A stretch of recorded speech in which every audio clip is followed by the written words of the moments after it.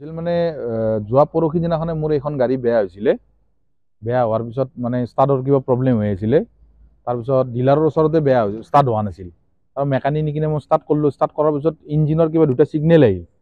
Signal দুটা অহাৰ পিছত মোক ল'ৰাখিনি ক'লে কি যে তাতে ডিলাৰত যাই কিনে মানে লেপটপ লগাই কিনে হেৰি কৰিব লাগিব আৰু পিক আপটো কম লৈ আছিল। তাৰপিছত ডিলাৰত পঠাই দিলোঁ। ডিলাৰত গাড়ীখন ৰানিঙতে আছিল, ৰানিঙত আহি কিনে ভৰাই দিলে। ভৰাই দিয়াৰ পিছত এওঁলোকে লেপটপ লগাই কিনে চালে, চোৱাৰ পিছত কৈছে কি যে নজেল আৰু পাম্পৰ প্ৰব্লেম। তেতিয়া মই ক'লোঁ কি যে ঠিক আছে, নজেল আৰু পাম্পৰ প্ৰব্লেম যদি মোক ঠিক কৰি দিয়ক বস্তুখিনি। তাৰপিছত মোক ক'লে কি যে ইয়াতে নহ'ব, এইখিনি কাম বাহিৰত কৰিব লাগিব। তাৰপিছত মই খুলিব দিলোঁ যোৱা পৰহি দিনাখনে, সিহঁতে খুলি নিদিলে যে আজি নহ'ব, আজি ষ্টাফ নাই আমাৰ, কিবা নাই, এনেকুৱা ধৰণৰ বিভিন্ন ধৰণৰ কথা কৈ কিনে খুলি নিদিলে মোক পৰহি দিনাখনে। আজি মোক ৰাতিপুৱা মাতিছে, মাতাৰ পিছত মই আহিলোঁ। অহাৰ পিছত একো কৰা নাই গাড়ীখনত। তেতিয়া মই ক'লোঁ নজেল আৰু পাম্পখিনি মোক খুলি দিয়ক, মই লৈ যাম বাহিৰত। আৰু নজেল আৰু পাম্পকেইটা খুলি দিলে। খুলি দিয়াৰ পিছত মানে তেলৰ টেংকিটো ৱাছ কৰিবৰ কাৰণে তেলখিনি ওলাব লগা হ'ল।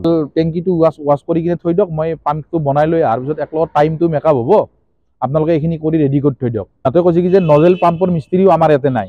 মই বাহিৰৰ পৰা মিস্ত্ৰী লৈ দেখা পালোঁ যে টেংকিটো মোৰ ৱাছ কৰা নাই, টেংকিটো গাড়ীতে লাগি আছে। তাৰপিছত মই ল'ৰাকেইটাক মাতি আনিলোঁ। আনি কিনে মই ক'লোঁ যে গাড়ীখন ইয়াৰ পৰা উলিয়াই দিয়া, আৰু কষ্ট হৈ আছে বিৰাট। আৰু টেংকিটো খুলি কিনে টেংকিটো পেলাই থৈ দিছে, টেংকিটোৰ কোনো কাম কৰা নাই। তাৰপিছত মই নিজে টেংকিটো ইয়াতে পাইপ লগাই কিনে মটৰ অন কৰি কিনে মোৰ ড্ৰাইভাৰটো আৰু মই নিজে ধুই মেলি কিনে চাফা চুফা কৰিলোঁ। কৰাৰ পিছত মই আজি 4 দিন গাড়ীখন বহিল। মেনেজাৰে কৈছে ঠিক আছে হ'ব দাদা, সেই বুলি কৈ কিনে মই গুচি গ'লোঁ। তাৰ ড্ৰাইভাৰে মোক ফোন কৰিছে যে ইয়াতে কোনো ষ্টাফ নাই, চব গুচি গ'ল, গাড়ী কালি নিব আহিব দিছে। তাৰ মই কৈছোঁ কোনোবা আছে যদি ৰখিব দে, মই যাই আছোঁ। আহিলোঁ। মই আহি পোৱাৰ পিছত সুধিলোঁ কি হ'ল। মই দাদা গাড়ীখনতো আজি দিয়া কথা আছিল, আপোনালোকে কিয় এনেকুৱা কৰিলে।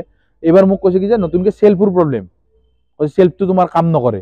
ইয়াতে আহোঁতে গাড়ী ষ্টাৰ্ট কৰি কিনে আছে, ইয়াতে চেল্ফ মাৰিছে, চেল্ফ মাৰি কিনে চেক কৰিছে, তেতিয়ালৈকে চব কাম কৰি আছে।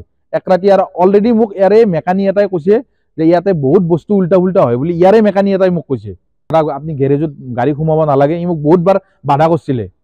মই উপায়বিহীন হৈ কিনে গাড়ীখন ইয়াতে সোমাব লগা হ'ল। 2 দিন থাকিল ইয়াতে। বিল সিহঁতে বনাইছিলে কিবা 12,000 কিমান টকা চামথিং বনাইছিলে। মই যেতিয়া বিল পে' কৰিব যাওঁ, মই সোধোঁ যে দাদা কিহৰ বিল বনালে এইটো। কৈছে কি যে টেংকি ৱাছ কৰোঁতে ইমান টকা, 3,000 টকা ধৰিছে। মই টেংকিত আপোনালোকৰ কোনো মেকানিকে হাতে লগোৱা নাই, মই আৰু মোৰ ড্ৰাইভাৰটোৱে হেৰি কৰিছোঁ। আপুনি কি বিল বনাইছে এইটো? বিল বনাইছে কোনো মানে খালি পাম্পটো আৰু নজেলটো মোক খুলি দিছে, সেইখিনি খুলি দিছে। বাকী ফিটিং কৰিবৰ কাৰণে মই মেকানিক বেলেগৰ পৰা লৈ আহিছোঁ। এতিয়া মোক নতুনকৈ কৈছে কি যে চেল্ফটোৰ প্ৰব্লেম, চেল্ফ খোলা মানুহ নাই। মই বাহিৰৰ পৰা চেল্ফ খোলা মানুহ লৈ আহিছোঁ। লৈ আহি কিনে এতিয়ালৈকে মই গাড়ীখন কাম কৰি আছোঁ। কিন্তু ইহঁতে যদি ইচ্ছা কৰিলে হয়, মোক 2 ঘণ্টাত এই গাড়ীখন ক্লিয়াৰ কৰি কিনে উলিয়াই দিব পাৰে। ডেফিনেটলি সেইটোৱে হ'ব, পইচাৰ কাৰণেই হ'ব।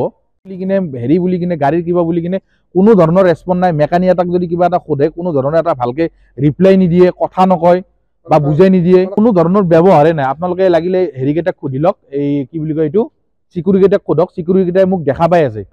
নিজে কাম কৰি আছোঁ মই ইয়াতে, বস্তু আনা নিয়া, ডাঙা মেলা। মোক পাম্পটো খুলি কিনে গাড়ীটো মোক ভৰাই দিয়া নাই, মই নিজে ভৰাই লৈছোঁ গাড়ী। সাংঘাতিক ভেকৰ ভাওনা আৰু সাংঘাতিক। বিলটো মোটামুটাকৈ বনাই সেইখিনিয়ে আৰু পইচাটো যাক বাৰু, কিন্তু গাড়ীখন যদি ভাল কৰি মোক উলিয়াই দিলে হয়, মই তেতিয়া ভাল পালোঁ হয়।